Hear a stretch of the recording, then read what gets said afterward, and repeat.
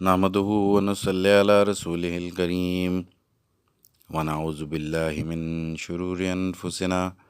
ومن سيئات أعمالنا من يهد الله فلا مضل له ومن يضلله فلا هادي له ونشهد أن لا إله إلا الله وحده لا شريك له ونشهد أن سيدنا ومولانا محمدا عبده ورسوله بسم اللہ الرحمن الرحیم۔ یہ بخاری شریف کی دوسرے باب کی 16ویں حدیث ہے، جو کہ حضرت انس رضی اللہ تعالیٰ عنہ سے روایت ہے کہ اللہ کے نبی نے بیان فرمایا 3 خصلتیں ایسی ہیں کہ جس شخص میں پیدا ہو گئیں اس نے ایمان کی مٹھاس کو پا لیا، یعنی کہ اپنے ایمان کی لذت کو حاصل کر لیا۔ اور وہ 3 چیزیں یہ ہیں کہ اس کے نزدیک اللہ اور اللہ کے رسول جو ہیں وہ سب سے محبوب ہو جائیں، ہر چیز سے، اپنی زندگی میں دنیا کی ہر چیز سے محبوب انسان کو اللہ اور اللہ کا رسول ہوں۔ اور پھر اللہ کے نبی نے بیان فرمایا کہ دوسری چیز یہ ہے کہ وہ جب کسی انسان سے محبت کرے، انسانوں میں جس سے بھی محبت کرے، تو وہ اللہ کی رضا کے لیے ہو، اللہ کی رضا اس کو حاصل کرنے کے لیے ہو، اللہ کو خوش کرنے کے لیے ہو، اس لیے محبت کرے کسی سے۔ اور پھر اللہ کے نبی نے بیان فرمایا کہ وہ کفر میں واپس جانے کو ایسا سمجھے جیسے آگ میں جلنے کو۔ تو دوستوں، اللہ تعالی ہمیں اس کی سمجھنے کی توفیق عطا فرمائے۔ جو زندگی سے اس حدیث پاک کی، اللہ کے نبی کے حکم کی جو سمجھ میں آئی ہے وہ عرض کیے دیتا ہوں۔ تو پہلے اللہ پاک کے نبی نے بیان فرمایا کہ ایمان کی مٹھاس اس کو ملے گی کہ جس کو دل میں اللہ اور اللہ کے رسول کی محبت ہوگی۔ اب اس کا کیا مطلب ہوا کہ جو بھی کام زندگی میں کرے گا وہ اللہ کے حکم کے مطابق کرے گا۔ اللہ تعالیٰ کی محبت ہے تو اللہ کے حکموں کو مانے گا، اپنا ہر کام جو ہے اللہ ہر وقت اپنا زندگی جو ہے پورا زندگی کا ہر لمحہ اللہ تعالیٰ کی خاطر گزارتا رہے گا، چاہے وہ معاش میں ہو، چاہے کوئی بھی کام کر رہا ہو، چاہے کسی سے بات کر رہا ہو، تو وہ اللہ کی خوشی کے لیے کرتا رہے گا وہ کام۔ اور اللہ کے رسول کی محبت، اللہ کے نبی کی سنتوں کو پورا کرتا رہے گا، جو اللہ کے نبی نے کیے ہیں۔ انبیاء کرام علیہ الصلوۃ والسلام جو ہیں یہ تو انسانوں کو زندگی گزارنے کا طریقہ سکھاتے ہیں، تو ان کی سنتوں پہ عمل ہو، ان کی سنتوں کو جانا جائے، تو اس کے بعد پھر اس پہ جب عمل کریں گے تو کیا ہوگا کہ وہ اللہ کی اور اللہ کے نبی کی محبت حاصل ہوگی۔ وہ کام اللہ کے نبی کی محبت میں کر رہا ہے تو اس کے نتیجے میں کیا ہوگا کہ ایمان کی صحیح مٹھاس اور اس کی لذت آنا شروع ہو جائے گی انسان کو۔ پھر اللہ کے نبی نے بیان فرمایا کہ انسان جب محبت کرے انسانوں میں سے کسی کو تو صرف اور صرف اللہ کے لیے جو ہے، اللہ کو خوش کرنے کے لیے محبت کرے۔ مثال کے طور پر استاد ہے تو وہ اچھا علم دے رہا ہے، تو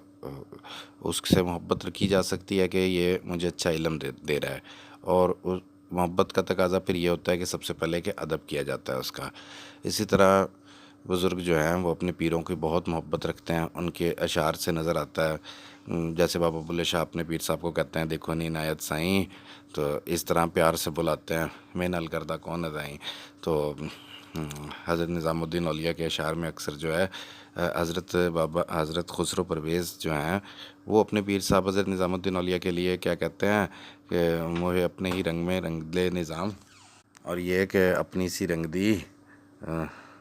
وہ مجھ سے نینا ملائی کے۔ تو ایسے اپنے بزرگوں کی بڑی عزت کرتے ہیں، بڑا پیار کرتے ہیں، بڑی محبت کرتے ہیں۔ اب اس حدیث کے اس حصے کو اگر ہم اپنی سوشل لائف میں لے آئیں تو انسان جو بھی کام کر رہا ہے، جو بھی اپنا عمل کر رہا ہے، وہ اللہ کی محبت کے اندر کر رہا ہو تو اس کو مٹھاس ملے گی، اس کو ایک مقصد ملے گا۔ ایک نوجوان لڑکے کی کہانی سناؤں آپ کو کہ بہت ہی نوجوان لڑکا تھا، 18-19 سال کا، تو وہ اس کو اس کی والدہ نے کہا کہ بیٹا یہ گندم کی بوری اٹھا کے لے جاؤ۔ اس نے اپنے موٹر سائیکل پہ رکھی، راستے میں موٹر سائیکل اس کا ہو گیا بند۔ اب 2 کلومیٹر کا راستہ تھا، اس نے وہ کندھے پہ رکھی اور لے کے گیا، اور 2 من گندم اس نے پسوائی اور آٹا لا کے گھر میں رکھ دیا۔ اب اس خدمت کا جو صلہ ہے، اگر وہ یہ سوچے کہ ابھی میں نے کام کیا، میں نے میرے سے اتنی محنت کروائی گھر والوں نے، تو وہ مٹھاس نہیں پا سکے گا۔ اگر اس کو یہ علم ہو کہ بھی اس کا صلہ تو مجھے کہیں اور ملنا ہے، کسی اور جہان میں ملنا ہے، تو پھر اس کو اس کی مٹھاس پیدا ہوگی، اور اس کو وہ کام بہت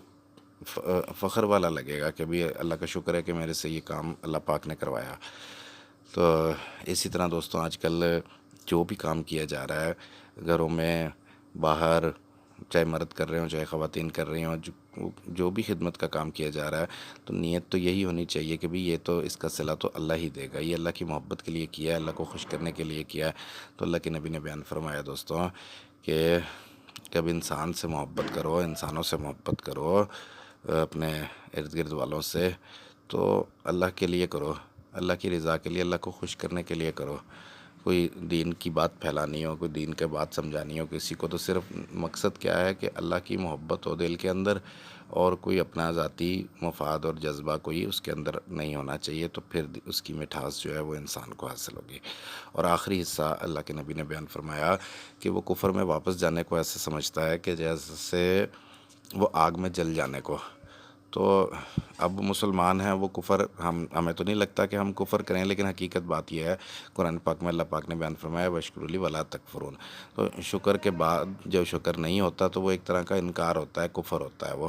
تو ہم بات بات میں کفر کا کوئی جملہ کہہ ڈالتے ہیں، اور ان نعمتوں کو نہیں سوچتے کہ جو اللہ پاک نے دی ہیں۔ وہ ایک دوست کے گھر میں ہر وقت یہ بات ہوتی رہتی تھی، یہ نہیں ہے، یہ نہیں ہے، یہ نہیں ہے، اور ہر مہینے ان کے گھر میں کوئی چیز خراب بھی ہوتی رہتی تھی۔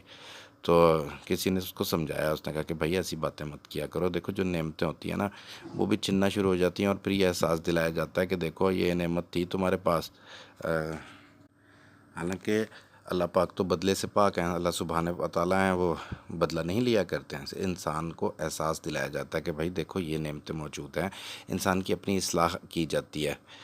تو اللہ پاک ہمیں حضور پاک صلی اللہ علیہ وسلم کی،